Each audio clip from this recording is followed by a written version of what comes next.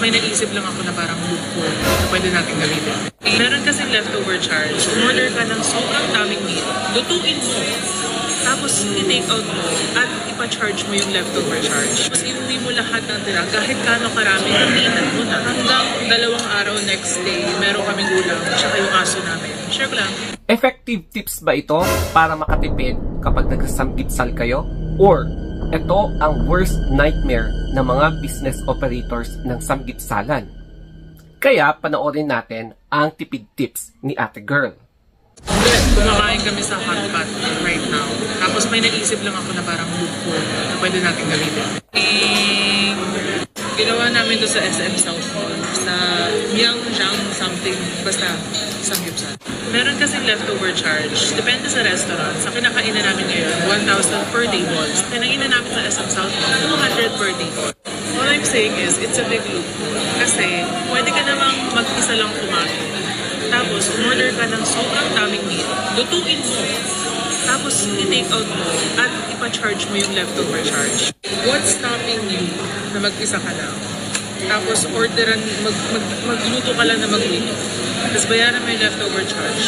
Tapos, iuwi mo lahat ng tira, kahit kano karami, kasi wala naman silang weight eh. Basta leftover siya, i-charge ka na kagad. So, hinihinan mo na. Ginawa namin yun sa SM South Mall. So, 200 pesos yung leftover charge.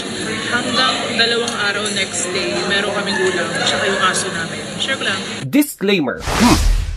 Hindi ko personally kilala si ate, pero ibibase natin yung reaction dun sa sinabi niya. And sana, huwag natin siyang i-bash. And of course, huwag din nyo sana akong i-bash. Okay, so let's us now react. Reaction number 1. Ito yung customer's perspective. Diba? Para sa mga customer, naghahanap talaga tayo ng pagkain or makakainan na makakatipid tayo. And according sa suggestion ni ate na mukhang na-discover niya, gusto niyang i-point out na mukhang okay yung pag-take out ng marami sa mga niluluto mong meat na hindi mo naman kakainin sa samgipsalan mismo, na iuuwi mo, tapos magiging good for 2 days yung stock ng food mo. And hindi lang para sa'yo ang makaka-benefit, kundi pati na rin yung mga alaga mo or even yung partner mo.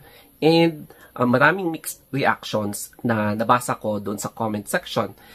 May mga agree sa kanya, meron ding mga nag-disagree sa suggestion na. Pero yun lang naman yung kanyang gustong i-point out. So, I'm not sure kung agree kayo or disagree. Reaction number 2. Ito naman yung business owner's perspective tungkol sa loophole na sinasuggest ni ate.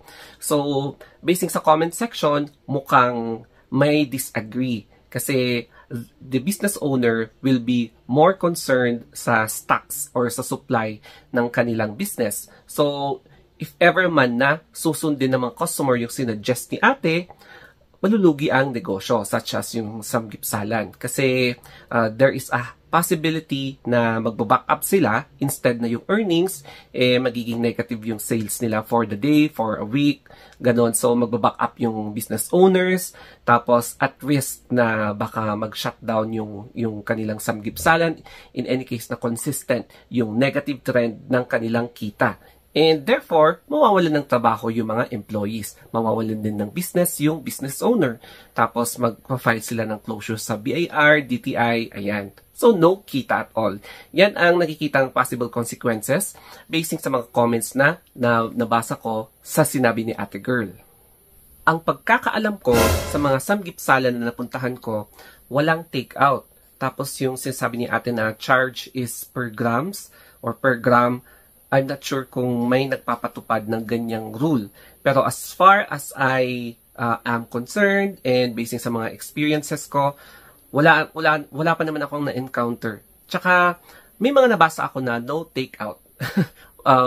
Kapag may naiwan kang food or leftovers, automatically mapapenalize ka. So magbabayad ka ng, I think, siguro 500. Na-charge ako one time nung kumain kami ng dati kong ka-workmate. So, marami kaming natirang pagkain. So, instead na 499, so parang 500, 1,000 yung babayaran namin. Na-surcharge kami ng 500 pesos. So, parang 50% yung total na kinain namin ang na-charge sa amin. And bawal talaga ang take-out. So, I'm not sure kung paano nasabi ni Ate Girl. Baka may mga samgipsalan talaga na merong ganitong policy. I am very sure may magsasabi na gahaman si ate o kaya swapan si ate dahil sa suggestion niya. Pero kung i-flip mo yung kanyang situation, baka malay nyo nga naman nakaka-experience siya ng tight budget o kaya nagkakaroon talaga siya ng socio-economic crisis wherein naghahanap talaga siya ng paraan para maitawid niya or mairaos niya ang kanyang gutom sa araw-araw. So, I think kung minsan kasi kapag gipit tayo sa pera, nakakaisip tayo ng mga kung ano-anong formula para mairaos natin ang ating gutom sa buhay. Kaya, intindihin na lang natin si ate. And yes, for sure may magbabash sa kanya. And I am also sure na maraming considerate dyan na iintindihin na lang nila yung situation ni ate. Ito naman yung ating lesson for this video. Number 1 is, don't judge the book by its cover. Marami talaga ang magbabash kay ate because, yun nga, dun sa kanyang anti-gutom tips. Pero, kung i-analyze mo, bakit kaya nasabi ni ate ito? Bakit kaya nasuggest niya yung ganito? So, baka may nangyayari or may nagkakaroon si ate ng crisis situation, kaya ganyan yung nasabi niya. Number 2 naman is, if ever man na frequent or talagang gawain niya to, it means one thing. Mukhang isipin niya ulit ng mabuti yung next time na sasabihin niya kasi marirealize niya na ay parang hindi pala okay itong ginagawa ko. Magre-reflect sa kanya basing sa mga comments na may mga nega comments. So, it is a way for her na magbago. And ang number 3 naman is don't always verbalize your plans on social media. Kasi hindi iisa ang mga utak ng tao. Hindi iisa yung papanigan ng tao. Meron yung kakampi sa'yo, meron din yung against yung sa ideas mo. And ang isa pa dyan, hindi mo alam, nagva-viral ka na pala dahil sa mga nasabi mo na parang may mga na-offend din. Okay? So, that's it guys. I hope na may natutunan kayo dito sa video na ito and sana nakarelate din kayo, especially kapag pumupunta kayo sa mga samgipsalan. Okay? So, always remember to stay safe and be happy.